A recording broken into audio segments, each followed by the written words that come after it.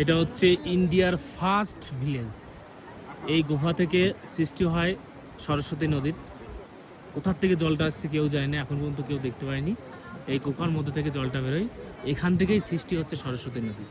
আর এই সরস্বতী নদীর উপরেই আছে মনাগাঁও। এই যে মনাগাঁও, এই মনাগাঁওটা এখানে আছে। দেখো এটা হচ্ছে পুরো স্বর্গ, দেখো পুরো স্বর্গদুয়ার। আমরা একদম স্বর্গদুয়ারে আছি, দেখো। আর এই পথেই পঞ্চপাণ্ডব এসেছিল স্বর্গে যাওয়ার উদ্দেশ্যে। যে কুরুক্ষেত্রের যুদ্ধ হয়েছিল, সেই কুরুক্ষেত্রের যুদ্ধের পর যে মোক্ষ প্রাপ্তি কি মানে শ্রীকৃষ্ণ বলেছিল যে তোমাদের নিজের আত্মীয় স্বজন সবাইকে যে হত্যার যে এক হয়, পাপ হয়, সেই পাপের কারণে যে ওদের বলেছিল যে শিব আরাধনা করতে হবে, শিব আরাধনা করেছিল কেদারনাথে। এবং তারপর তারা স্বর্গের উদ্দেশ্যে রওনা হয়। আর স্বর্গের উদ্দেশ্যে এই পথ থেকেই রওনা হয়। এই যে পথ, এই যে লোকজন আছে, এটা স্বর্গের পথ। এটা চলে যাবে হিমালয় পর্বত